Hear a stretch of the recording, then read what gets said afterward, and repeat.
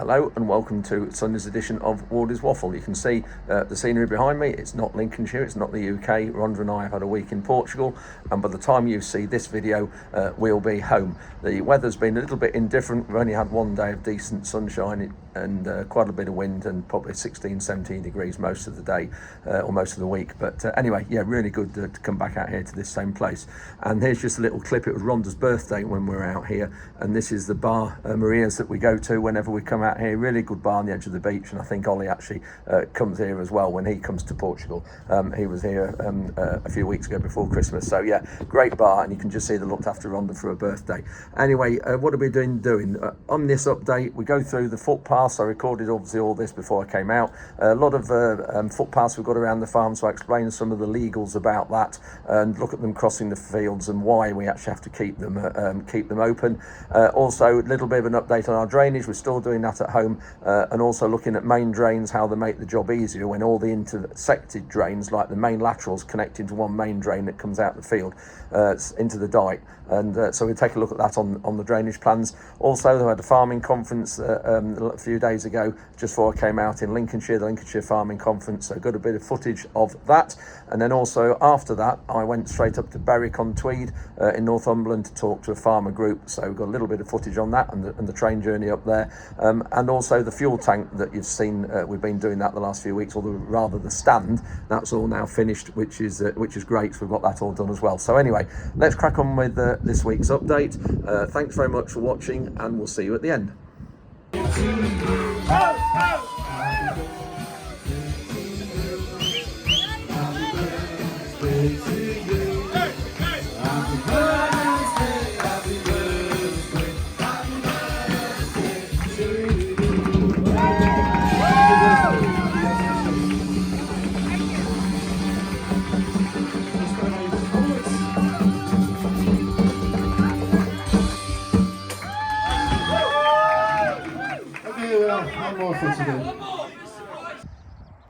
And they say nature and wildlife's dead.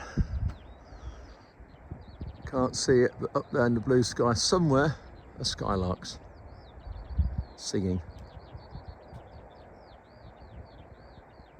Actually, I'll just touch on this for new viewers to the channel, to my videos. Public footpath, and for those who are watching in other countries, this goes back to the early days before cars were around, and footpaths went from village to village, or more importantly from church to church. And if you look in the distance there, somewhere there's a church spire. That's the village of Brantbruton, and in the distance, but you can't see for the sun, but right through there, you might just be able to see if I hold the phone, the camera steady. So there's a church spire right on the top of that second hill, and there's a footpath goes from this field right across, so from that church right across. That's the village of Caythorpe, and near towards Grantham, and this is the other church. So this law goes back absolutely centuries before cars were invented, and it was for people to walk from church to church, from village to village, in the shortest possible route. And even though now there are cars and these footpaths are only used maybe once a year, in the UK we have an organisation called the Ramblers Association, and they make sure that these footpaths are all used at least once a year, and that's what keeps them open. We've tried to divert them around the field boundaries, but we get refused every time. I mean, who wants to walk across a field like that, and just a normal arable drag field? But we have to keep the crop clear. We have to have a metre for it's a footpath. We have to have a metre of crop, or sorry, a metre gap with no crop on it. So if we're allowed to go through it and work the field so we're allowed to go through it and work the field and go through the footpath, but then we have to re-establish it afterwards by driving a tractor across it to mark it. And when the crop grows, or when there's any rubbish and weeds grow, we have to spray them out to keep it clean, or mow it, so we have to define it. But it just annoys me that if we don't do this, and if we don't keep this footpath open, we let it grow up, and we let it grow up with rubbish or crop, we could get fined and prosecuted. And it's just ridiculous that in today's day and age we can't do away with cross field paths and go round. There's a river at the bottom of that field, the River Brant. far more interesting wildlife and interesting walk, but we cannot get it diverted. It's just nearly impossible to get footpaths diverted, and Ramblers Association don't want to help us. All they want to do is make sure these footpaths are walked once and keep it keep it open. Another crisp morning this morning with frost again, but I just wanted to show you this dike that Barry's just done out the other day, leading round from the A17 round to the yard. So this is the drainage plan for it. Let's just put it on my bonnet. So this is the drainage plan for it, and this field was 3 fields. There was 1 field there, 1 there, and 1 long one there. That is a drain, that pipe. So 3 fields. It's now 1 field, 45 acres. So a good, nice size, good square size. No trees or telegraph poles in it. Just interesting looking at it. All the other fields that we've done and drained, you've seen these laterals, as we call them, the laterals that come down here, all go into dikes, where you've seen this last week or two. But this field, there's a main drain, comes across the middle of the field there, comes out in the dike there. These laterals here all drain into that main drain. Now that main drain happens to be that one just down there. So you've got, so looking at it, if I move back, so you've got the main drain is down there. It goes a 6-inch pipe, that is. It goes all the way across that middle of that field there, and all that side of the field is drained into that one pipe. And then anything that way is drained into another pipe down there near the A17. There's the one that I'm stood next to now, and then there's the one down near the main road that all this lot drains into. Yeah, you can see what little ruts these lorries have caused on this lane, which we need to rectify. So just on the left now we have a winter bird food plot. So this was established a 1.5 years ago. It's a 2-year job. We'll just get out and just have a look. It's just through there. So we've got a feeder here as well, not far from the yard, just through there, grass paddock there. So yeah, this is a winter bird food plot, and there's all sorts of seed in here. Red millet, white millet, there's various mixtures, quinoas and kales and things to provide feed and habitat throughout the winter, and food for all the birds and the wildlife.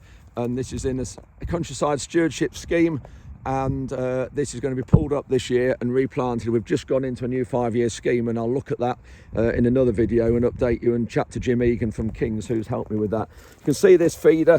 Just tap the spring there and you can see it drops the wheat out on the floor. So that's what the birds peck, but we've also got deer eating out of these as well. But yeah, so in fact I'll just take the lid off this and you'll just see inside. Get the lid off, there we go, that's full because Ruben and Tom have just filled it up, which I missed that, getting a video of that. Anyway, yeah, this is one of our winter bird food plots. We've got about 6 of these or 8 of these dotted around the farm. And of course it's right next to a wildflower margin next to the dike here. This will all grow up nice for the wildlife this coming spring. We mow it obviously to control the suckers that are coming out the hedge. And here we've got hedge, nice hedge down there, mown margin there. Some of it's mown, some of it's rough. It's a nice area all through there to help the wildlife. I'm just giving Nala a brush, and you can see the heaps of fur there. But she is very good. She's really good. She doesn't mind being brushed at all. There, good girl.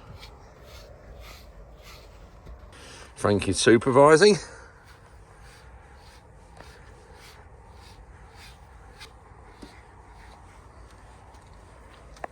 There we go, Nala. That's all come out of you. So that's this frame now finished. Ian's just started to paint it. So a really strong frame is made, and these are the corners. Really good welds there, but he's had years of experience with all his time at Simba's in the R&D team. Brilliant, really good job made of that. Get it painted and then get that tank put on top. Driving into the Lincolnshire Showground, you can just see through there. So I've just arrived at the Lincolnshire Showground, and you can see a combine behind me, because here in the epicentre we've got the 2023 Lincolnshire Farming Conference, of which I'm on the organising committee. We've got 420 guests and delegates signed up to come, so we'll just nip inside and have a look what's going on. Quite a lot happening before the conference starts.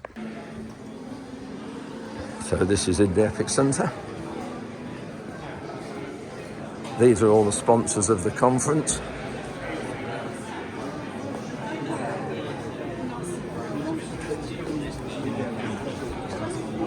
LRSN, Lincolnshire Rural Support Network, do a great job locally for the farming community.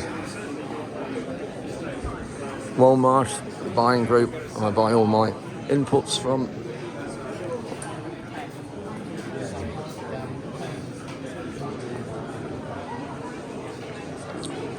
Hanging water here.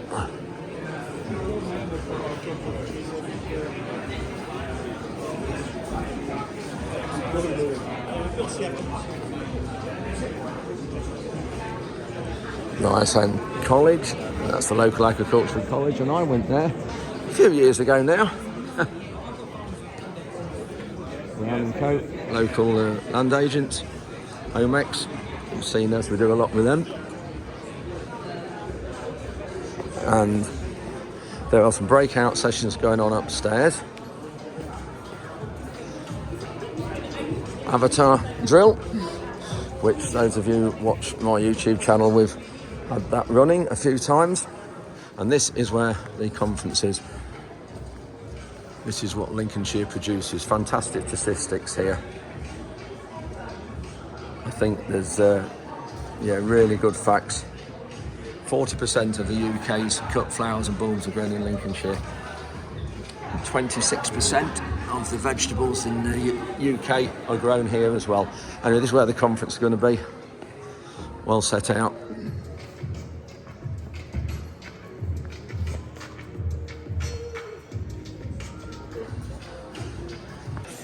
So the sponsors still got lots of people around their stands, but Kelly Hewson Fisher is just opening the conference. From cut flowers and bulbs, vegetables, potatoes, sugar beets, cereals, pigs and poultry, and so much more. Got George Sly talking now from Horizon Drills. George started the company. So I'll go and sit down at the front and listen to this. It's going to be really interesting, this one.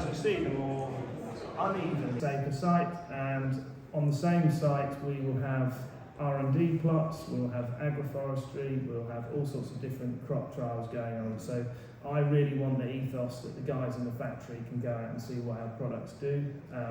I want the engineers as much in wellies as they are in front of big fancy 3D screens. Part of the farm was ploughed up in the 40s during the war, and the northwest of the farm remained pasture until I was born around 1985. 650 calories a kilo, so depending on what yield you get, you're at 12 million. Walnuts are 17 million, hazelnuts are 17 million, barley's 10 million, just for example. I'm only interested in calories, not yield, because I want to look at, we always talk about feeding humans, and we don't need to talk about tons of wheat. When we're talking about feeding humans, we need to talk about food that they can actually eat and survive from. So the not-for-profit is a high output, high turnover, low margin business generally. So any deviation from that can cause losses, if you know what I mean. It's terrible. It's a terrible way to be, but it's just how it is. But if the retailers start to push from the front back, if that makes sense, then change can start to happen. But I don't like to ever lecture anyone who's growing vegetables as to why they wouldn't adopt it in our area, because when you look at the business model, it's incredibly, it's a risky business. We're in a great position of strength. We control 70% of the land mass of the UK. We've got this fantastic climate. We can produce food until it's coming out of our ears. We have got high conservation credentials compared to other countries. And, you know, we've got a high-tech industry. Yes, there are weaknesses. Look at the opportunities. The opportunities outweigh the threats. We are actually obese. We've got a health crisis linked to diet. Our diet is atrocious. Consumers have two pockets. They have one pocket that they put their food, accommodation and energy money in, and they have the other pocket which they spend on their iPhones, satellites, holidays, etc., etc. And waterlogging, which results in nutrient leaching, which the water companies are particularly hot on. This doesn't happen if you keep something growing, so cations continue to exchange between the soil and the plants. The average yield of the UK 2022 wheat harvest is 8.6 tonnes per hectare. The ADAS report allows us to estimate the average nitrogen application rate as being 232 kilograms per hectare. This produces a nitrogen use efficiency of 37 kilograms of wheat per kilo of nitrogen as a simple performance indicator. Turning to my own crops, with an average of 67 kilograms of wheat from 1 kilogram of nitrogen. I think we're almost getting there.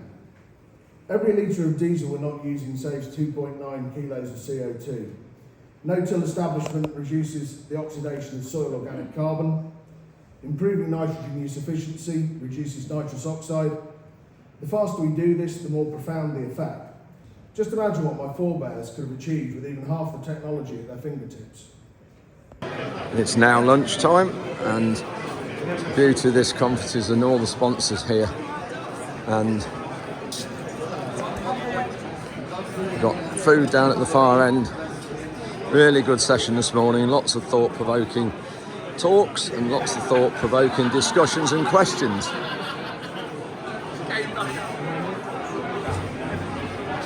So, there we go, really good. Great to see all the sponsors, having lots of people talking to them. These sort of things coming here cost them a fair bit of money and time, so it's great to see. So I've just had to let the dogs out. I've got Nala, come here. Got Nala and Frankie with me to the showground, and just going to walk them out around the back here. It's great here. I used to bring Tara, my last German Shepherd, a lot when I was here with meetings and things, around the cross-country course just up here. Yeah, so out here, this is where, when they have the Lincolnshire horse trials, that's one of the fences. So I'm going to walk out right round the back, around the wildlife area, through there. Great walk here at the showground. Some of you will recognise the clock tower when the Lincolnshire show's on, which is on the 21st and 22nd of June, I think, Wednesday and Thursday. Yeah, great facility here. So I've been on the board of trustees of the Lincolnshire Agricultural Society for the last 6 years, and I've just resigned a couple of weeks ago. Lots of things going on and things. I just need to concentrate my time on a few other things, particularly forage aid. So yeah, had a great time on the board here, and it's a great organisation, do a lot of good for charity and hold a lot of fantastic venues, events here. So yeah, great place, as you can see. Here's another one of the fences, one of the jumps at the horse trials. Bit small for Frankie to go over, but I think Nala might have a go. Come on dogs, this way. Nala, come on, good girl. Nala's recall is absolutely brilliant. Right, quick swap round the vehicles. I've left the Discovery with the two dogs in the back for Rhonda, and I've just now got in the Scirocco and just leaving the showground early. I've got to catch a train to Berwick in Northumberland. I'm talking at just a group of farmers tonight, a discussion group or an agri group up in Northumberland about cover crops, direct drilling and our farming system. So I've got 35 minutes to get to Newark Station. I should just about manage it. And then I've got Tom and Ruben are coming to collect this car and take it back home. So let's hope we get there. Well, I made the train to Newark, or rather got to Newark in time. I've just got off at York a few minutes ago. I'm now catching another train to Berwick on Tweed. We'll go in this one, see if I can get in this one. And that's it, just a ride at Berwick, and hopefully someone will be waiting in the car park for me. I'm not quite sure who.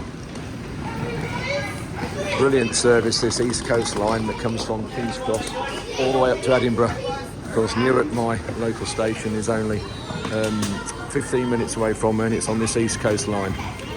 Finally got here to Kelso, to the agri meeting. There's about 60 here, so we're just starting, just had something to eat. So I'm just going to be talking in about an hour and a half, so it'd be great to meet some new friends. Factors that are affecting that. So Lucy was with Terra further south and has now moved up and lives in Kelso. It's great to have her up here now in Scotland, and hopefully can help drive that business through the Footpath. And then finally we finish with Andrew Ward. Andrew joins us today and is going to talk about his journey through cultivation. Andrew probably doesn't use. So I've just finished my talk. It lasted about 50 minutes, including the questions. Thank you very much, Agri and Greg, for asking me to come up here. Just great to support each other and collaboration and work together. And we need to be doing more of this with everybody in the industry because of all the challenges we've got. So it's great to do it. So thank you. And interesting, I did ask a question for show of hands, how many people are direct drilling here? And I think there's one or two that's trying a bit, but apparently some have tried it in the area and gone back because they can't make it work, which is what we're sort of finding with cover crops as well. So very interesting. But yeah, so staying in Kelso tonight and back on the train tomorrow, back to Newark. I'm just at Agri's depot at Coldstream near Kelso, and I left my car keys, Scirocco keys, last night, so someone's brought them back to this depot. So this is in Agri's yard, and they've got various bits here, fertiliser here, and they've got some manganese in 1,000 litre IBCs there as well. They do quite a lot of drainage. You can see some pipes across there, and then and these are the tanks that they also sell, those 30,000 litre tanks as well. So Agri have a contract sprayer service up here in Scotland, and they've got 4 or 5 Batemans, and these are they in the workshop, and then this is their chemical store as well.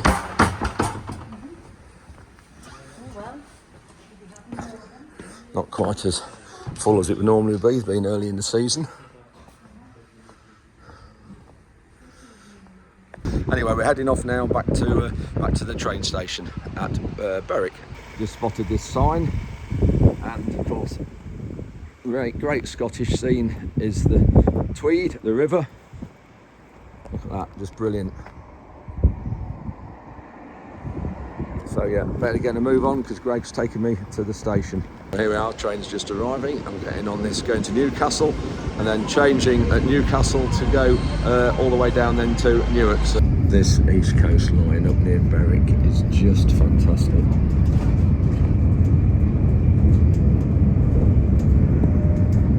So I'm travelling first class down from Scotland. Thank you to Agri for this, and just ordered a sausage sandwich for a snack, and look what I've got. There we go, Lincolnshire sausage. Couldn't be better. Well known for their sausages. Not far from Newark now, and a bit different terrain out the windows what there was a few minutes ago in this video. Just stunning scenery up at Kelso and Berwick on this train. That's it, I've just got off at Newark.